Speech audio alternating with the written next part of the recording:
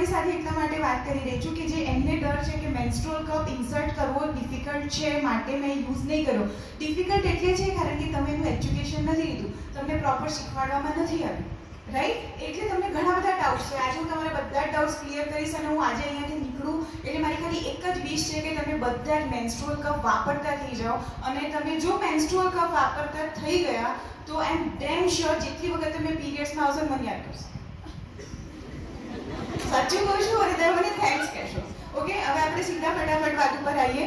આ કપડું છે, કપડું બધા વાપરતા છે. કપડાથી ઇન્ફેક્શન થાય જો તમે એને તડકામાં ના સૂકવ્યું હોય અને પ્રોપર વોશ ના કર્યું હોય તો. ઓકે, બીજી વસ્તુ છે સેનિટરી પેડ. સેનિટરી પેડ્સથી આપણને ઇન્ફેક્શન એટલા માટે થાય છે કે સેનિટરી પેડ્સ એ ત્યાં આપણને એક હીટ ક્રિએટ કરે છે પર્સનલ પાર્ટ આગળ, એટલે તમને ઇરિટેશન થાય, બ્રીધેબલ નથી હોતા. બીજી વસ્તુ કે એની અંદર જે પણ બ્લડ આવે છે એ ત્યાં શું થાય છે, લોક થાય છે.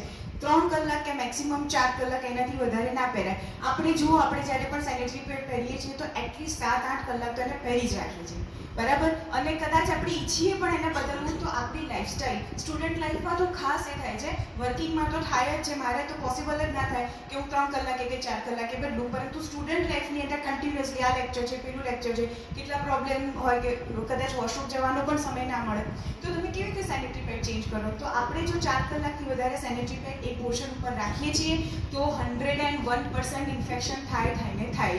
અને infection means vaginal infection means white discharge થવું. વ્હાઇટ ડિસ્ચાર્જ થાય નોર્મલ, તમારી સાયકલના 8મા કે 15મા દિવસે વ્હાઇટ ડિસ્ચાર્જ થતો હોય છે, એ 2 દિવસમાં જાતે જ મટી જાય. પણ એ ઇન્ફેક્શન નથી, કારણ કે એની અંદર ઇચિંગ નથી થતું, બેડ સ્મેલ નથી આવતી, રાઈટ? પરંતુ અને ડ્રાયનેસ નથી થતી. પરંતુ જો બધું થાય છે એનો મતલબ ધીસ ઇઝ ઇન્ફેક્શન. અને જો ઇન્ફેક્શનને ક્યોર કરવામાં ના આવે તો દીકરી કોમામાં જઈ શકે છે જો એ કન્ટિન્યુઅસલી તમને ઇન્ફેક્શન થાય તો. બીજી વસ્તુ ઇનફર્ટિલિટી થાય, બ્લોકેજીસ થાય, રાઈટ? અને એના કારણે અત્યારે જો આઈવીએફ સેન્ટર્સ કેટલા બધા ચાલે છે. તમને એવું લાગે કે પેડથી થોડી એ થાય, પેડથી થાય, કારણ કે એક ગા મારે કોઈ વસ્તુ તૂટતી નથી, 1000 ગા વાગે પછી તૂટે. માણસ પણ ક્યારે મેન્ટલી બ્રેકડાઉનમાં આવે જ્યારે એકને એક ઇમોશન્સ સેટબેકમાં વારે જાય. તો સેમ વસ્તુ હેલ્થ સાથે છે. ક્લિયર? તો હવે આપણે જો સેનિટરી પેડને વધારે વાર સુધી યુઝ કરીએ છીએ તેનાથી ઇન્ફેક્શન થાય છે. બીજું રીઝન ઇન્ફેક્શન થવાનું કે શરીરમાંથી જ્યારે બ્લડ બહાર આવે છે ત્યારે વાતાવરણના કોન્ટેક્ટમાં આવે છે. જેમ કે તમે યુરિન પાસ કરો છો તો યુરિન બોડીની અંદર છે તો અત્યારે સ્મેલ આવે છે, નથી આવતી.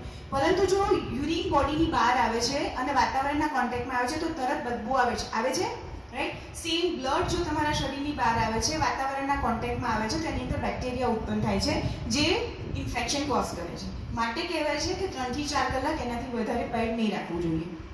હવે ટેમ્પૂસ જે છે એ પ્રોપર સોલ્યુશન એટલે નથી કે ટેમ્પૂસનું મેકિંગ એક્ઝેક્ટ સેનિટરી પેડ જેવું છે. અગેન આપણે યુઝ કરીએ છીએ, ફેંકીએ છીએ, એ 500 થી 800 વર્ષ સુધી ડિસ્ટ્રોય નથી થવાના. બીજી વસ્તુ એની એક ટાઈમ લિમિટ છે. જેમ કે આજે મેં પહેર્યું તો હું એને સાંજ સુધી એને નહીં કાઢું તો મને ઇન્ફેક્શન થશે, કારણ કે શરીરમાંથી એ બ્લડને શું કરે છે, શોષે છે. અને મેન્સ્ટ્રુઅલ કપ બ્લડને કલેક્ટ કરે છે. બહુ મોટો ડિફરન્સ છે.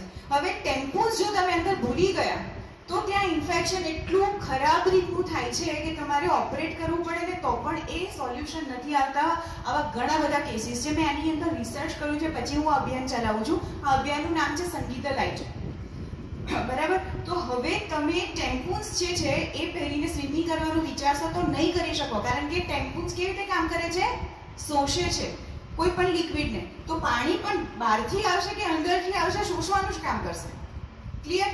તો એ વસ્તુ યુઝફુલ નથી. તો વ્હાઇટ ટેમ્પૂન્સ તો અહીંયા તમને ઇચિંગ ના થાય, તમે પેડ પહેર્યું છે તો રેશિશ ના થાય એના માટે.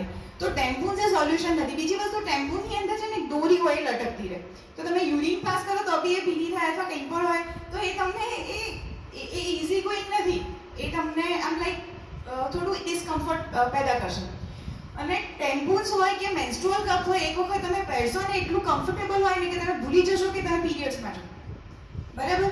હવે મેન્સ્ટ્રુઅલ કપનું કામ શું છે કે બ્લડને કલેક્ટ કરે છે, શરીરની બહાર નથી આવવા દેતું, એટલે શું થશે, ઇન્ફેક્શન નહીં થાય. તો મેન્સ્ટ્રુઅલ કપ એ જ એક એવું સોલ્યુશન છે કે જે તમારી હેલ્થ માટે 100% બેનિફિશિયલ છે, પર્યાવરણ માટે 100% બેનિફિશિયલ છે, અને તમારા હોર્મોન્સને બેલેન્સ કરવા માટે પણ 100% બેનિફિશિયલ છે. કેવી રીતે હું હવે કહીશ.